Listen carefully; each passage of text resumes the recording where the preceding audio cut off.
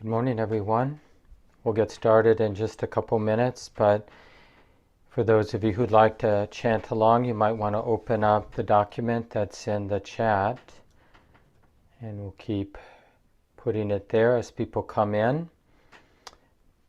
It's also a good time just to do our best to feel part of the community being online. I know some of you are in person at the City Center in Minneapolis, and just in case you don't know, we have our volunteers. I think Lisa this morning is opening up and facilitating, holding the space at the City Center. So those of you who live close by, feel free to come by on Sunday morning. And maybe eventually I'll be in the room there, but right now you can probably notice, some of you, that I'm at the Retreat Center, about 83 miles east of Minneapolis, just having finished up a practice period here.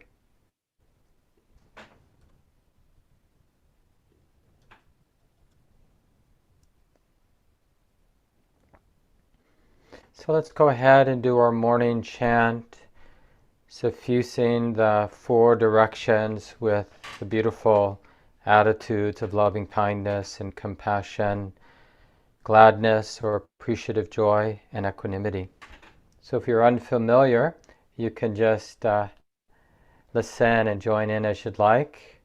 It's really a beautiful chant to memorize, and especially just to be able to word it, shift the language a little bit, so it feels really like you're connecting with something that the heart deeply values naturally.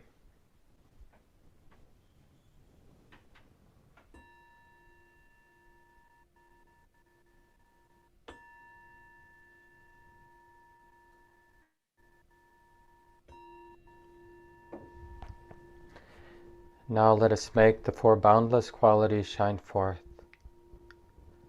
I will abide, pervading one quarter, with a mind imbued with loving kindness, likewise the second, likewise the third, likewise the fourth, so above and below, around and everywhere, and to all as to myself, I will abide, pervading the all-encompassing world, with a mind imbued with loving kindness, abundant, exalted, immeasurable, without hostility and without ill will.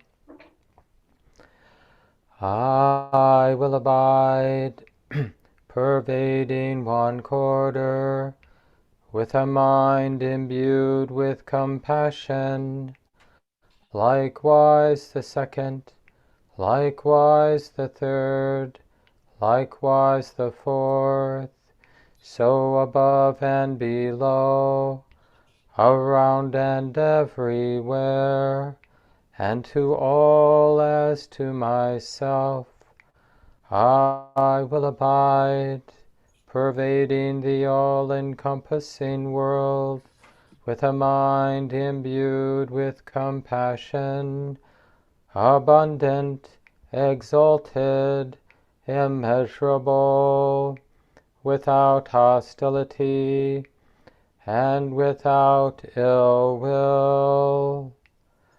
I will abide, pervading one quarter, with a mind imbued with gladness, likewise the second, likewise the third, likewise the fourth, so above and below, around and everywhere, and to all as to myself, I will abide, pervading the all-encompassing world, with a mind imbued with gladness, abundant, exalted, immeasurable, without hostility and without ill will.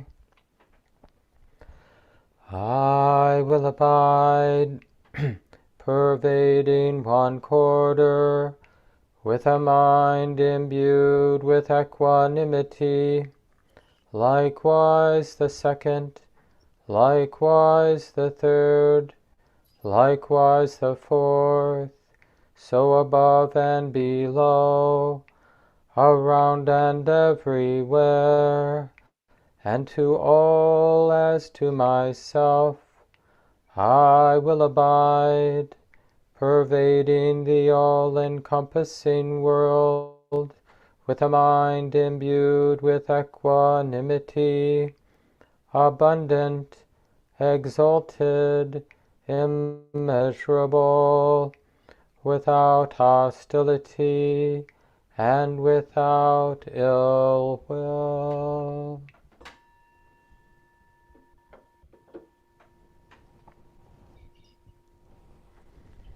Take a little time when you listen to the body, make adjustments,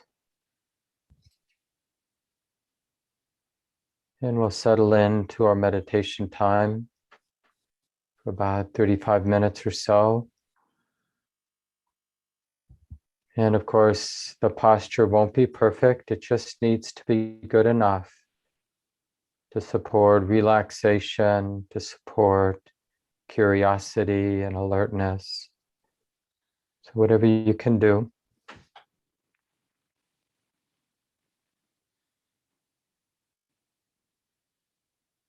Take a deep breath, or a few of those deep and easy full breaths where you take the time to patiently fill and then empty the lungs without rushing, without forcing anything. Let it be an exploration of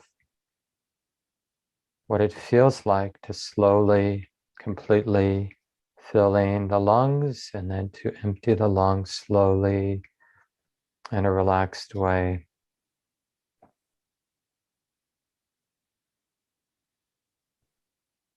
It's a way of coming home to the body more fully, just to be with a few of these longer, deeper breaths. And it really helps us to change the pace, where so much of the time we're, without even knowing it, we're rushing. So it can be a real challenge, like just to be present with a longer, slow, deeper breath.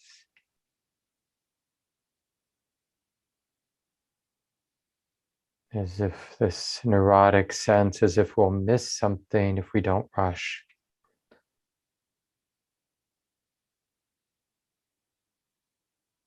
And eventually we let the breath move on its own. It's so nice to be able to trust the body to do the breathing. No need for us to provide oversight, management services. The body knows how to do the breathing. But it means we just have to trust things. We don't have to micromanage. Let the body do the breathing. And today, one thing you can consider doing at the beginning of a meditation time is just to clear the ground. And one of the best ways to do this is just a natural forgiveness reflection. Just in a way, we're surveying our heart right now, right here, the qualities, the textures, and in particular, we're interested in what's here, but maybe not being clearly acknowledged, felt, unfinished business. It's not about getting caught up in some story. It's just about having a more honest and skillful relationship with what's left over, having been living our lives, interacting with other creatures, other human beings, and all of this at times at least, challenging navigation, often there's stuff left over reverberating in our hearts. So we let come to mind, if there is anything, we let any experience where we might have harmed somebody or taken something we shouldn't have taken someone's time, or even within our own mind, we might have been abusive, just the kind of thoughts we allowed about another person, for example. So just here on our own, in the space of our own heart, because we care, because we want to clear the ground, we ask for forgiveness, just in a natural way, as if we were brave enough to actually connect with the person or the people, and to turn to them. If we could, we'd look them in the eye and we'd say, please forgive me for any harm that I might have caused you, whether I did that knowingly or unconsciously. I'm asking for your forgiveness, because I'm finding that as a human being, it's really easy to make mistakes. And being not fully aware, it's easy for me to act out unhelpful emotions, to be critical, to be judgmental, to say things that are hurtful, to be neglectful. And so if in any way that I've caused you harm, I'm simply asking, if possible, for your forgiveness. So just try that. Let come to your mind some situation where you might have caused some harm. It might be earlier today, it might be from a long, long time ago. And then just imagine as if you were there with the person or the people involved, just finding a way to ask for forgiveness. And you might want to do it a few times, just feeling whatever you feel as you do that. And it's a way you're not really so much taking care of them as you're taking care of your own heart right now in what's unfinished. So go ahead and try that.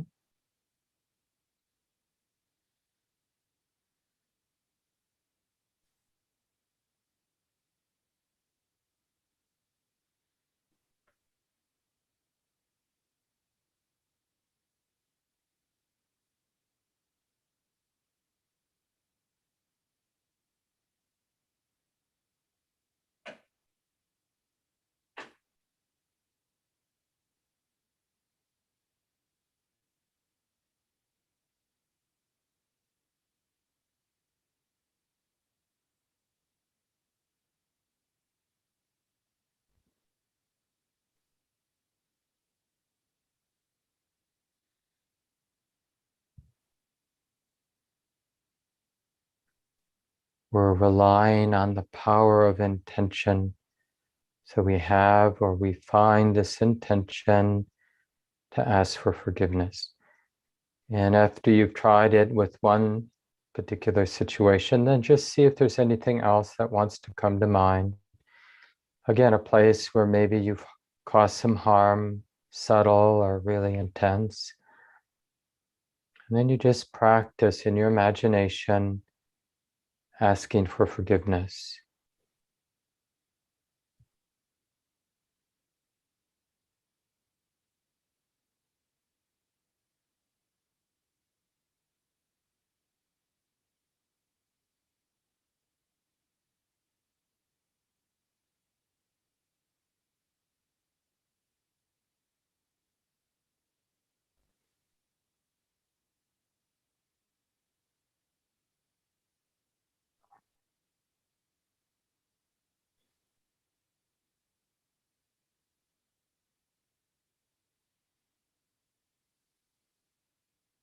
When you feel ready to move on, we just let come to mind situations where somebody or some people have caused us some harm. It's probably good not to bring to mind the most painful time of your life. those ordinary difficulties, insults, little betrayals, whatever it might have been, good friend being neglectful of your needs, and just wanting to clear the ground of your heart, wanting to take care of your own heart, my own heart. We just practice doing our best, offering forgiveness. Again, we're imagining we're actually with this person or these people, understanding that for them it's not easy being human. It's easy to make mistakes. It's easy to get caught up in our own less than skillful emotions and act out in ways that cause harm. So knowing all of this, as best I can, I forgive you for any way you've caused me harm. I really want, as best I can, to forgive you and to clear the ground between us, to abandon the need for resentment and the need for fear. I really want to learn how to put that all down and to forgive you. So I begin as best I can. I forgive you for in any way you've caused me harm. So something like that, but in your own words, in your own way. Try it a few times, and then you can move on and you can bring to mind another situation where you felt like somebody caused you harm.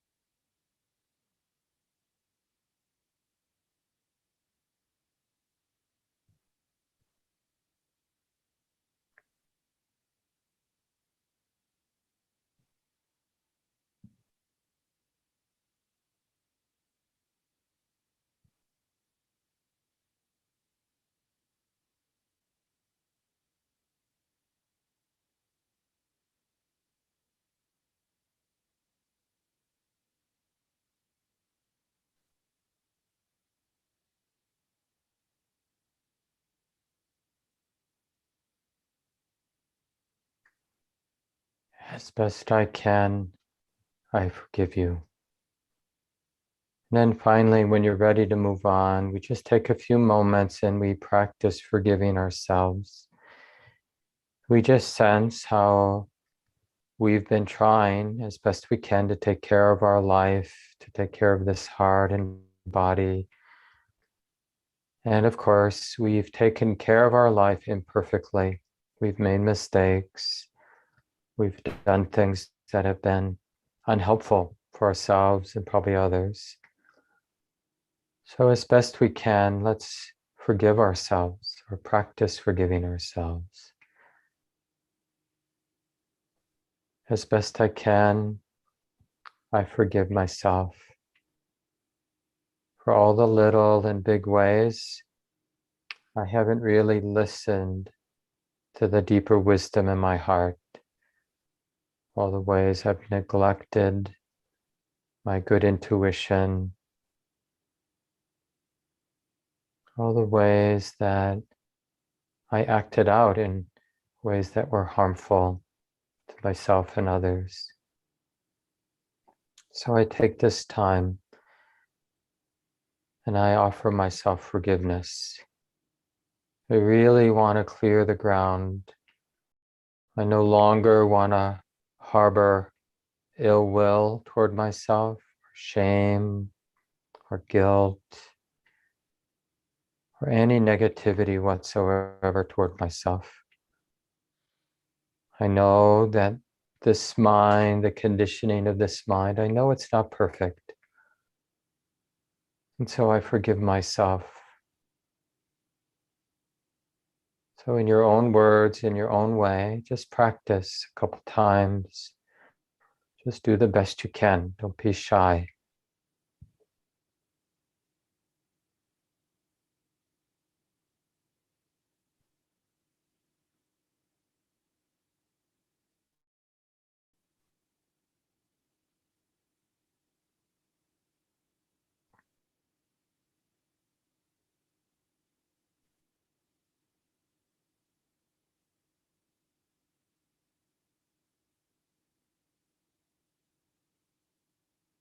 And we end by just expanding, forgiving the whole world for being imperfect, messy. This unconditional forgiveness all around, all directions. As if we're saying, I'm not afraid to be alive, to be sensitive, to be open in this kind of world. This is the world we have. This is the world I have. This conditioned mind, these folks and creatures around me, all these circumstances as they are.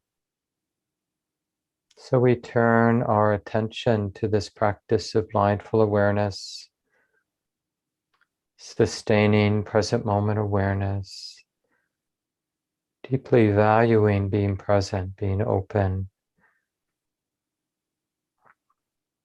And before we immediately take up a meditation object, let's practice a kind of openness, a sustained present moment awareness, not dependent on any meditation object, keeping the present moment in mind, and even if needed, using thought. Oh, this is being known, or what's the mind knowing? Just to help keep the present moment in mind. Keeping the present moment in mind means we're recognizing that this is being known. This experience of the body or mind is being known. So it might be thinking is being known. It might be unpleasant sensations in the shoulders are being felt, being known. Any object of the mind and body will do. We're not looking for any particular experience. We're simply acknowledging, recognizing that the present moment is being known. So let's continue in silence, doing the best you can.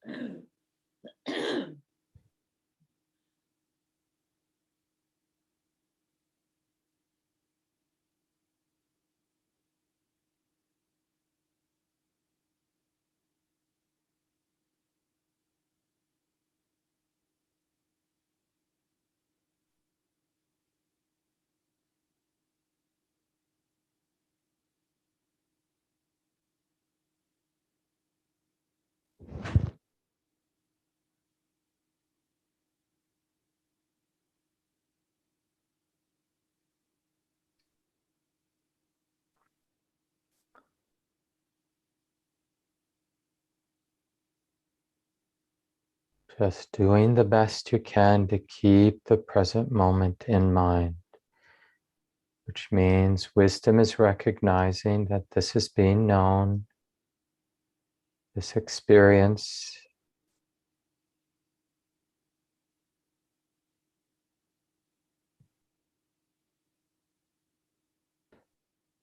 and the real art is learning how to sustain present moment awareness, to keep it in mind.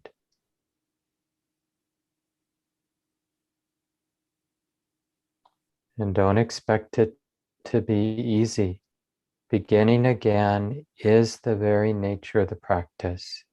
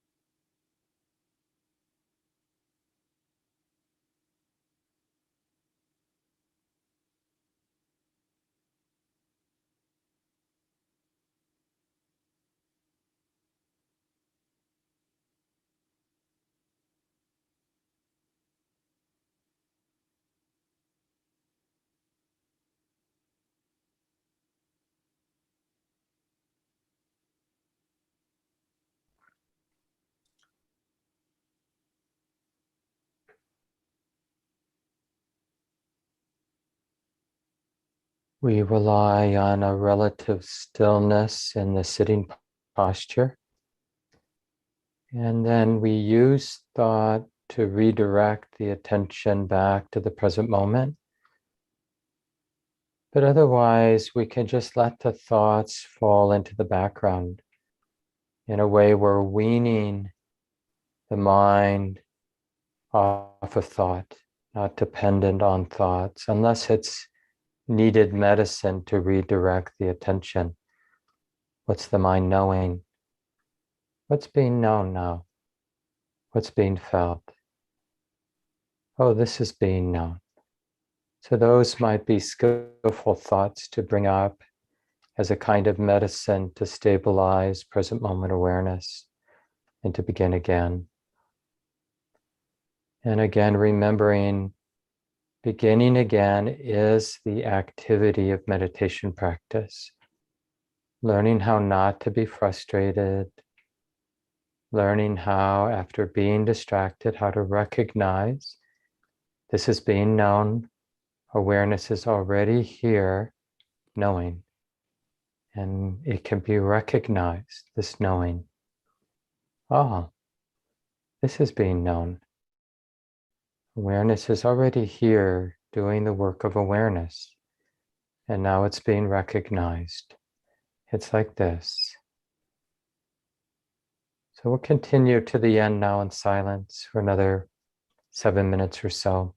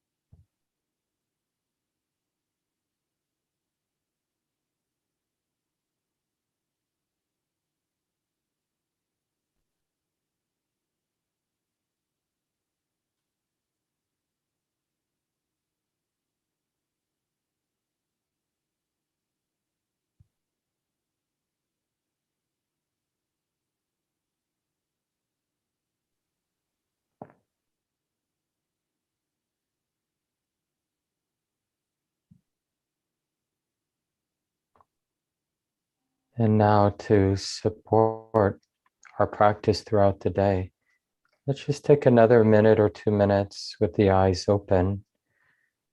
It's just a soft gaze down toward the floor.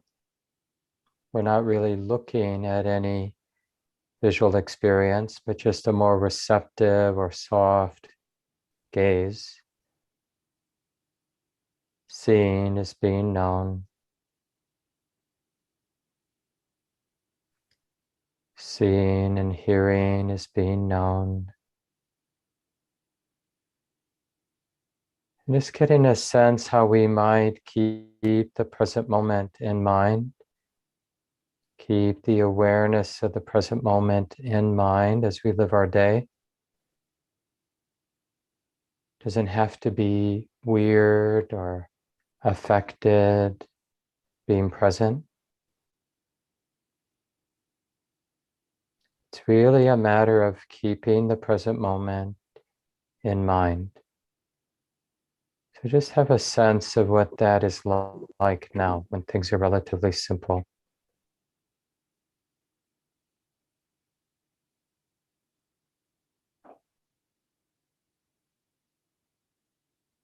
And then we vow or resolve to value this kind of present moment awareness all day long, not just now.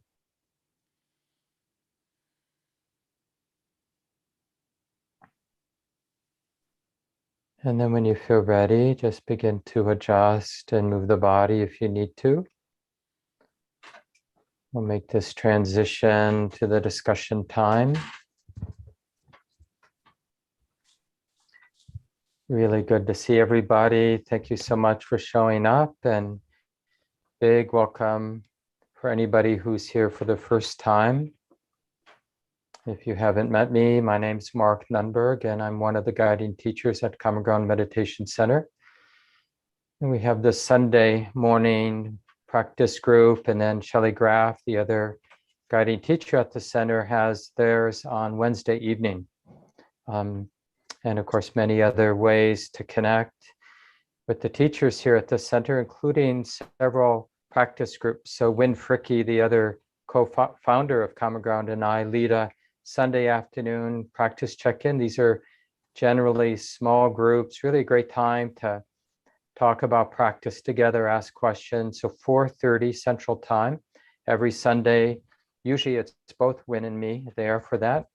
And like I mentioned, Win Fricke, one of our teachers and the co-founder of the center, and also my beloved partner.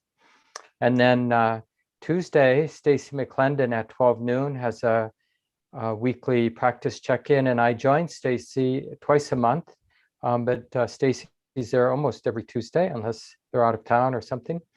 So that's a drop-in Zoom group, 12 noon on Tuesdays. And then on the first Tuesday of the month, I meet folks in person at the center, 8 to 9 a.m. in Minneapolis at the City Center. Join in for that, just a wonderful small group, Dharma discussion, time for questions. And then Shelley has theirs on Friday morning at 9 a.m. And then 2 Saturdays a month, Ramesh Sairam, another one of our teachers, comes and joins in. Has a practice check-in at 10:30. I think it's the first and third Saturdays of the month. And you can find all of this on our public calendar online. All of these practice check-ins are drop-in. You don't need to register.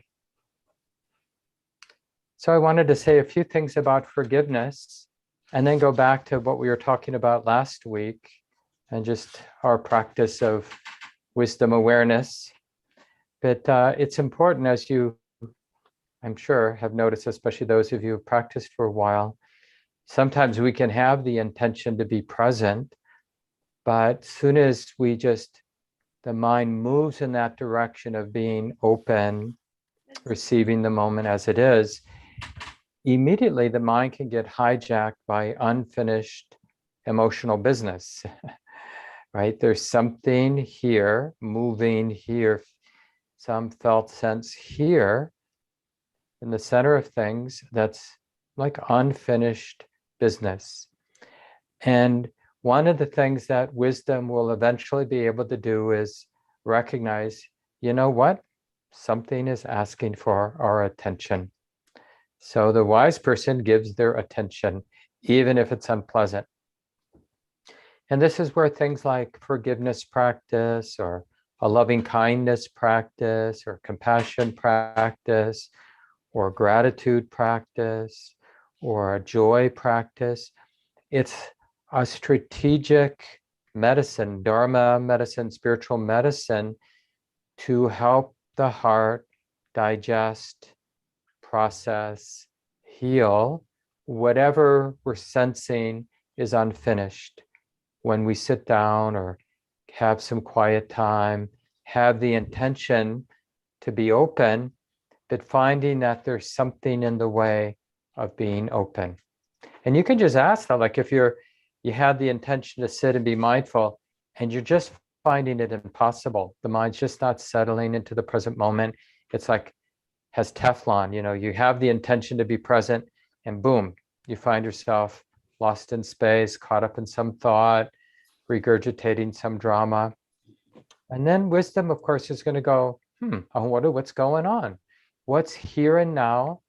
But for whatever reason, the mind, wisdom isn't acknowledging.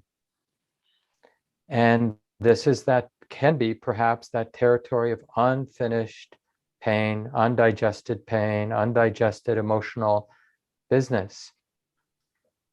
And remember, it may not, what you're feeling, it may not directly correlate with some event that happened 2 days ago. It may not even relate to something that happened in your life. It may be just what you're around. It's like being human. We have this legacy that all of us humans share. It's mostly, not completely, but it's mostly a legacy, a continuation of pain, betrayal, abuse, loneliness, neglect. And in a way, we have this system, this emotional, psychological system. I think of it some ways, just to kind of create an image for it, as if our heart has all these very taut strings, like you'd find on a cello or a violin. And when left alone, the strings are quiet. But those strings are just waiting for some vibration to begin to sympathetically vibrate with. And you don't have to pluck the strings, although, we do enough of that, directly plucking our strings by, bringing some content to mind, identifying with the content, but just being in the vicinity of somebody else's anger, somebody else's confusion, somebody else's lust, somebody else's drama. Have you noticed that our sensitive heart starts to sympathetically vibrate? Fortunately, it works the other way too. If we're around a friend who's really settled, really grounded in a loving, friendly place, really clear, some other quality is vibrating, well, then notice that your heart can also tune into that. Just muting everybody. Yeah, and so that's just the way it is. So when we have the good fortune to be able to sit for an hour in the morning, or sit for 30 minutes in the morning, or like we just finished here at Common Grounds Retreat Center, we had a bunch of folks out for a practice period. I see some of you online right now. Good to see you made it home okay. And yeah, and when we have that great privilege, then we'll notice, from the last time maybe we had some quiet time, what's still unfinished, what's moving, what's asking for attention. And so I included in the resources that I've been putting in the chat, an article by Sharon Salzberg on forgiveness. It just has some very simple, useful forgiveness instructions. And everybody should be versed how to do this around forgiveness. Same with the other different sort of Dharma, emotion, psychological medicines that we have, like reflecting on compassion or reflecting on joy or reflecting on gratitude. Because the heart's going to need different medicines at different times. If we're really despairing and the mind is in this neurotic place of identifying with the thought, nothing matters, the whole world, including me, is all screwed up, and feeling really nihilistic, well, then it might be useful to be able, in a way, to force some medicine down our throat and make the mind notice what's beautiful and what's good, just in simple ways, to do a joy reflection, appreciative joy. Oh, I can't deny that this is good. This is good. Like you're, whatever it is, you're looking at a flower, the first crocus coming through the ground in Minnesota or something like that.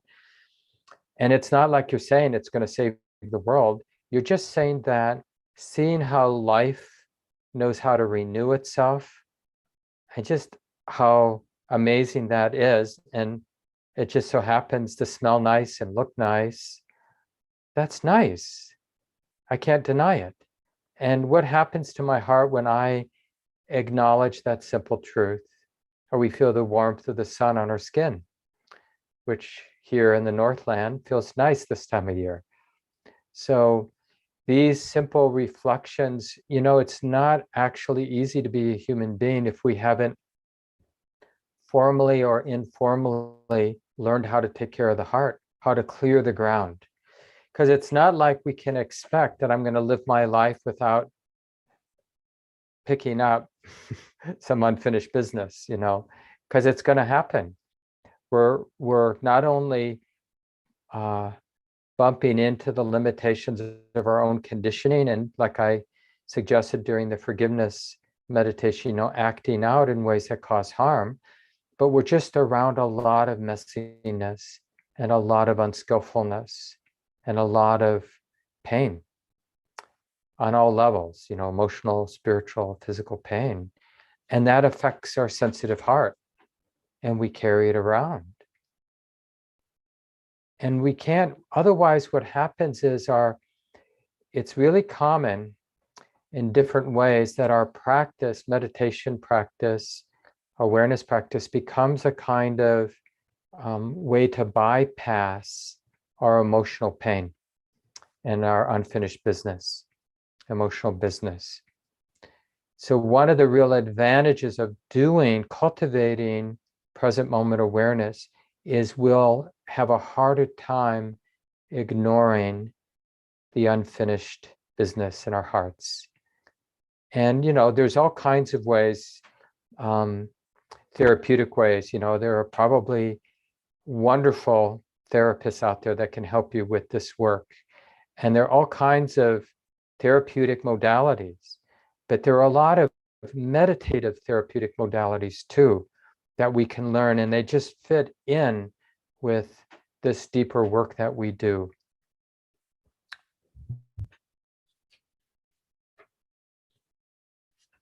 Let me just read a little from Sharon's.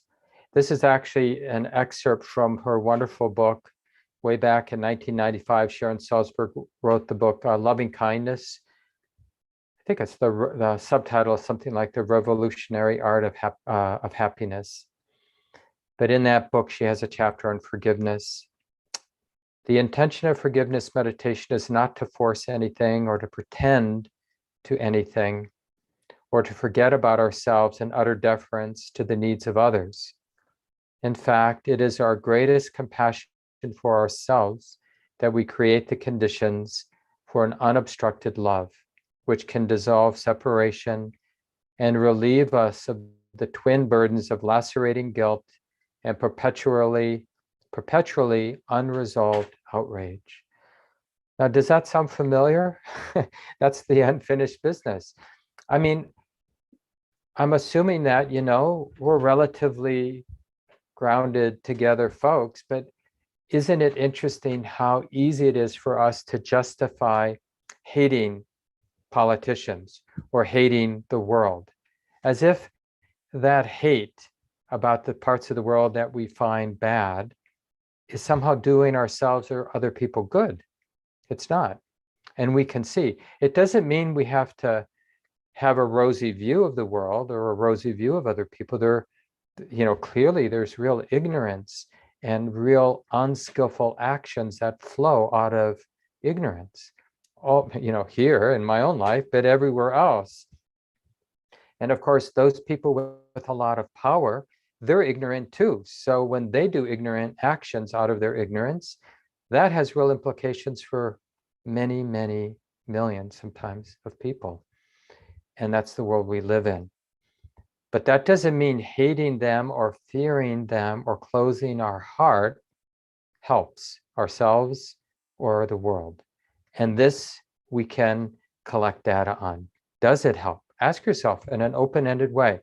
You're not trying to prove anything. You just want to look. Does it help to be afraid? Does it help to be despairing? Does it help to hate, to kind of fixate on the idea this person is evil or totally bad? Their actions may be incredibly unskillful and the cause for incredible suffering, but are they actually evil? Or is their mind deeply confused because of causes and conditions, deeply afraid, deeply neurotic?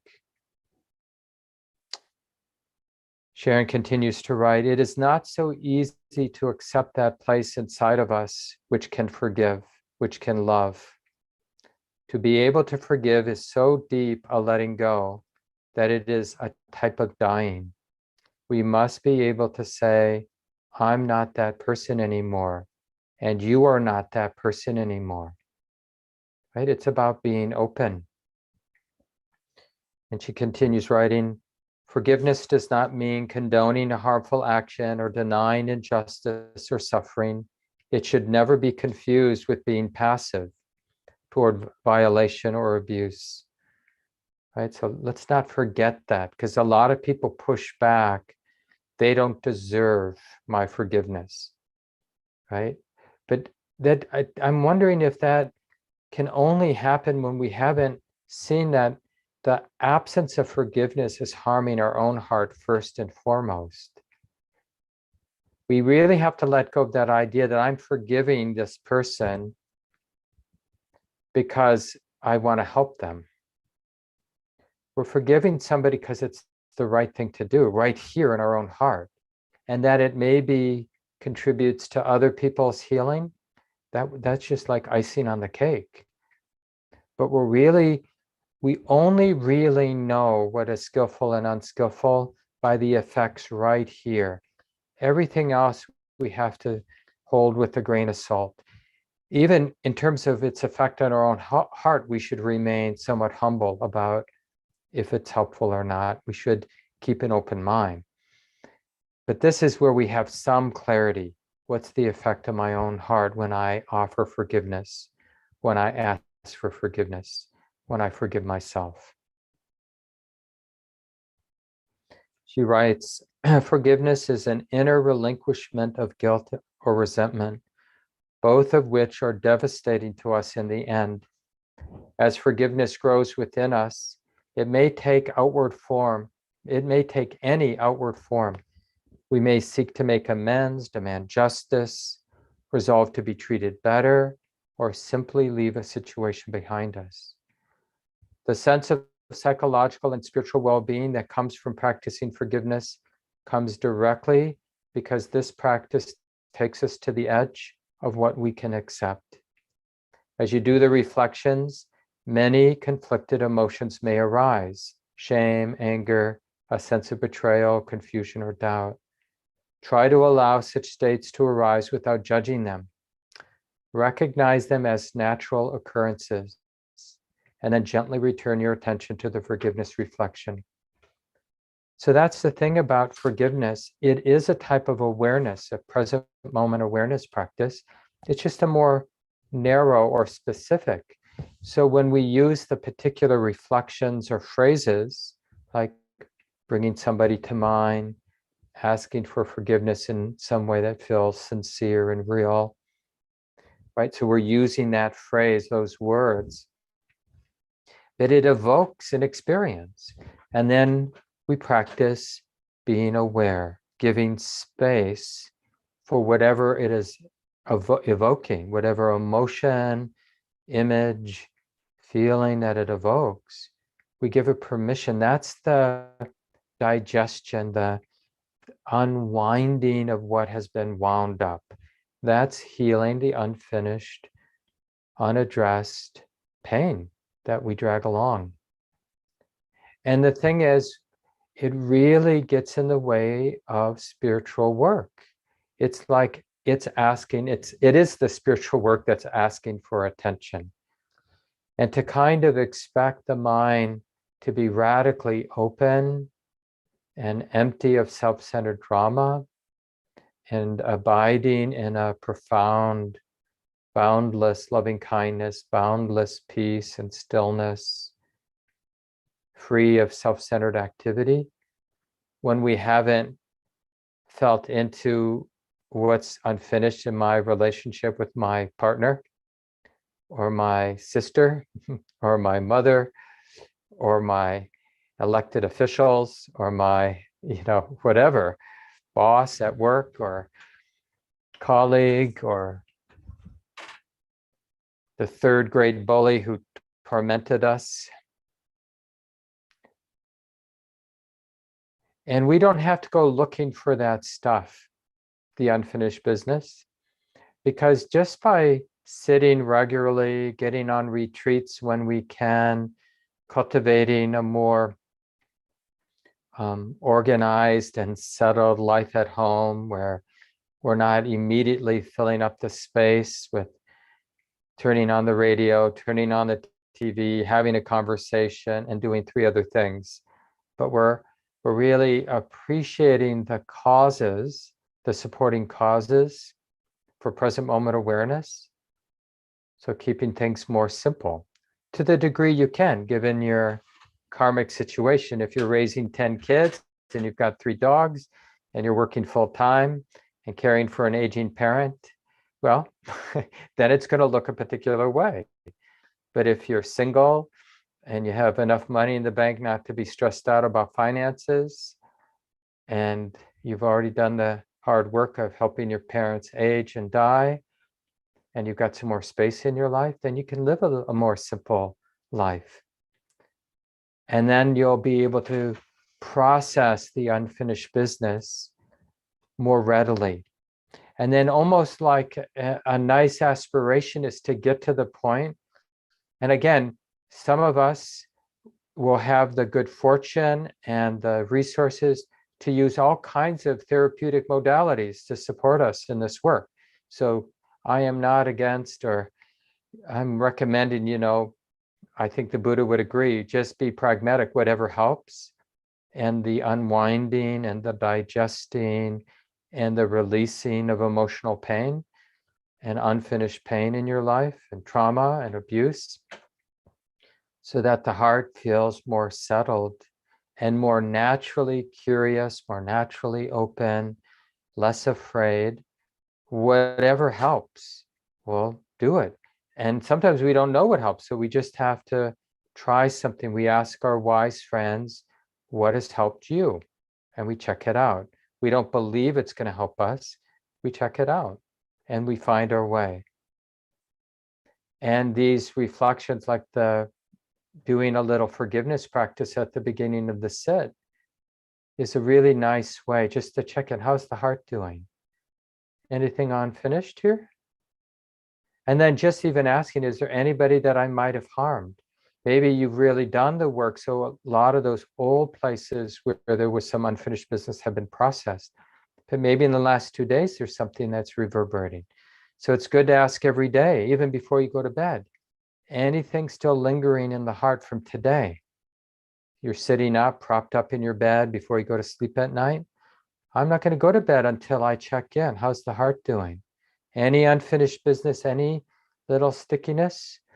Like I've noticed that even in giving a Dharma talk, if I'm a little off, I get a little too exuberant, a little not so careful about how I'm talking about my own experience, stretch the truth in a little way, like when I'm sharing some specific experience from my life, then I notice these things. It's like, oh, that's now unfinished. That doesn't feel good. So I have to make peace with that. I have to really acknowledge, okay, there was this action 10 hours ago, 3 hours ago, still reverberating right now in my heart. It feels like this. Can I get close? Uh, and then maybe the forgiveness phrases will be helpful. As best I can, I forgive myself for being an imperfect Dharma teacher. And it feels like this. And I happily, as best I can, I accept whatever's reverberating. I'm not afraid to feel what the feeling is that's here now. I don't want it to sort of creep in the middle of the night when my mindfulness is not very strong, right? When we're sleeping, we're in a vulnerable position. So when unfinished business creeps in when we're asleep, the mind can build a head of steam. It's going to start processing that unfinished business with no clarity. And it's just going to start making stuff up around it.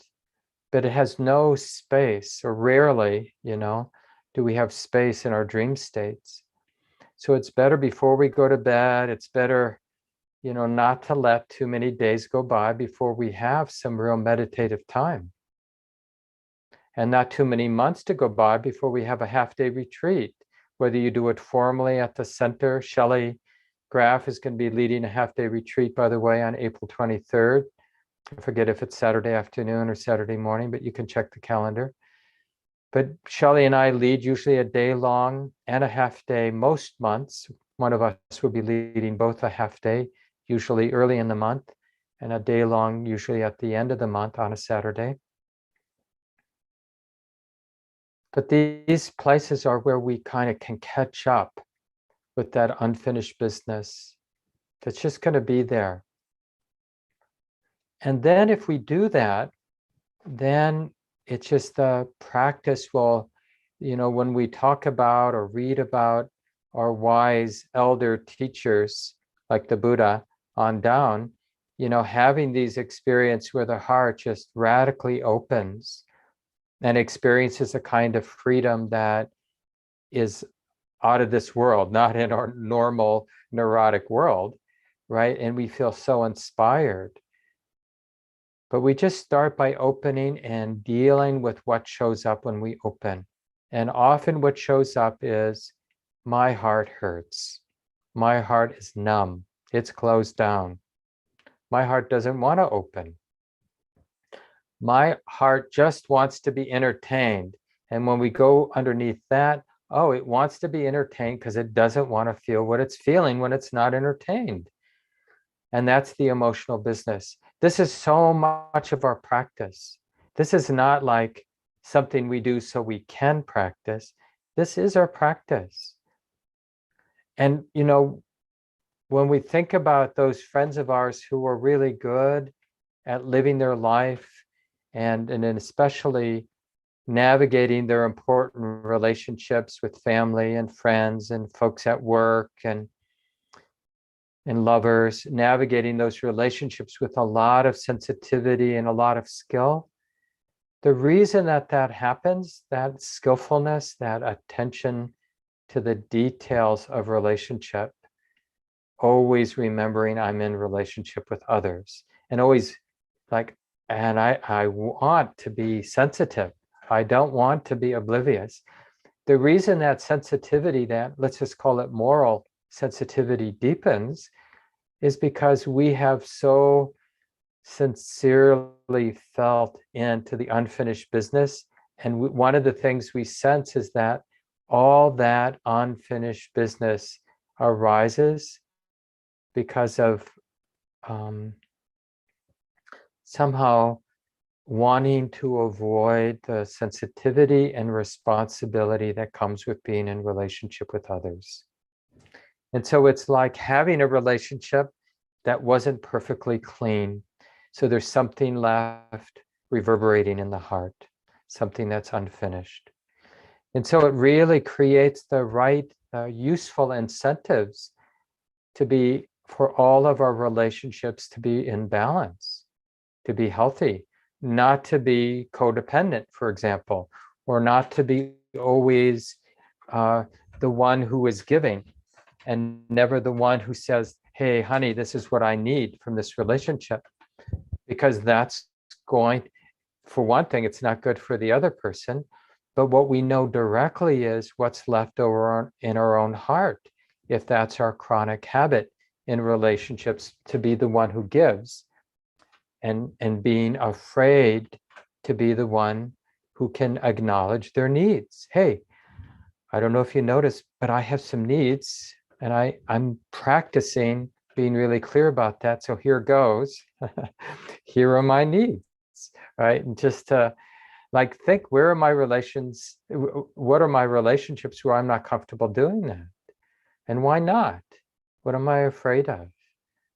And where are the relationships where I'm in the habit of not knowing the other person's need? Like just a kind of almost like an inventory of those 10, 15 most important relationships. Okay, this person, do I have a pretty good sense of what their needs are in our relationship together? And am I meeting those needs? Can I meet their needs? Have we had a conversation about whether I'm meeting their needs? Why not? Would that be weird? Why would that be weird? So, honey, maybe you could help me understand, what are your needs? Are they being met? How are they not being met? I really want to be a good friend. I want us to have a good relationship. I want to go to bed at night without being haunted by unfinished business, right? I want to be able to sit without being haunted by the unfinished business in this relationship. And this is really possible, but we have to, as a human being, we have to value this kind of emotional, psychological, relational work as like not, first of all, there's no way around it. There's no bypassing this work, right? Thinking that somehow I'm just going to go to emptiness or deep concentration and that somehow that will get taken care of.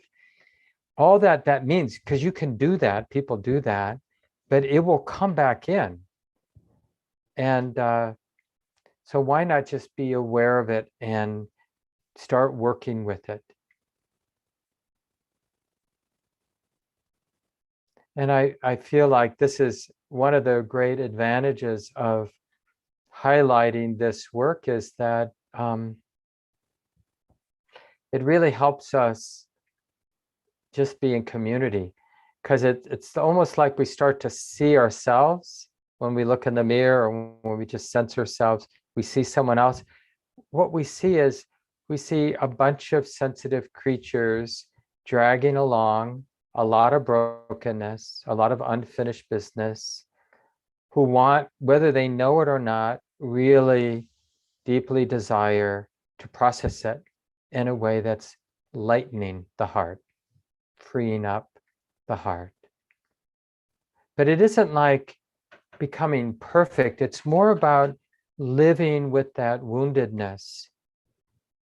I just finished a wonderful book, simple book, part memoir and part reflections on a dear friend this person, this author had, who then died. I think it's called Let's Take the Long Way Home by Gail Caldwell. It made a bit of a splash a few years ago when it came out. She's a pretty well-known journalist, writer. And yeah, just that, just the valuing of the relationships and what it can reveal in our life, help us see each other, and to see each other, like what often brings us together, that when we think of our deeper relationships, like the one in the book described, is that they really got each other's woundedness and it made them so close. It made the relationship so powerful. They kind of met in that place and both protected, because nobody's done with their work, that also kind of in moments were that mirror that we need from our friends, that, oh yeah, there's work to be done. So next week we'll come back to the awareness practice, but let's take the time this week to be really responsible for those qualities of the heart, the unfinished, unresolved pain that we're feeling. And we get to model being a wise, compassionate parent, grandparent, friend of this unresolved, unfinished pain that we carry. And it's not about getting rid of it, it's about befriending it and letting it breathe, letting it ventilate. So in your small groups, whether you do that at home with a friend or you're going to stay on, I see Shannon is here today. I'm assuming, Shannon, you'll do the small groups. You may talk about like how you've learned in your own life, how you've learned to take responsibility for what's unfinished in your heart, how you've learned to befriend it, what skillful means have you used, whether therapeutic means or meditative means, reflections. What have you used to have a more honest and healing relationship with what's there in your heart? And remember, some of us maybe tends to be more of a masculine quality. Our experience of unresolved pain might be numbness. So numbness is one way that unresolved, unfinished pain shows up in our lives. Like, I don't feel anything. How convenient. That's something to talk about and something to come into relationship and to be curious about, well, what's underneath that numbness? Yeah, so hopefully some of you can stay along. And but before we go, I'll just mention a few more things coming. We're going to start our community practice intensive. We do this twice a year. Usually Shelley and recently Gabe Keller Flores have been leading it in December. And then I usually lead it in June, but this year it's going to be in April, beginning Monday night, the 11th. We'll have our twice annual community practice intensive. It ends on Saturday, the 30th. We'll be meeting on Monday nights. There's a lot more information about that. Everyone gets to adapt it to their own life. You can find the information on our calendar and then sign up if that makes sense for you. And there's some practice periods here at Common Grounds Retreat Center that are available next week and then the last week of April. Check the weekly email if you're not on it, sign up for the weekly email or go directly to the website, look at our retreat center link there and you'll see those practice periods that are available.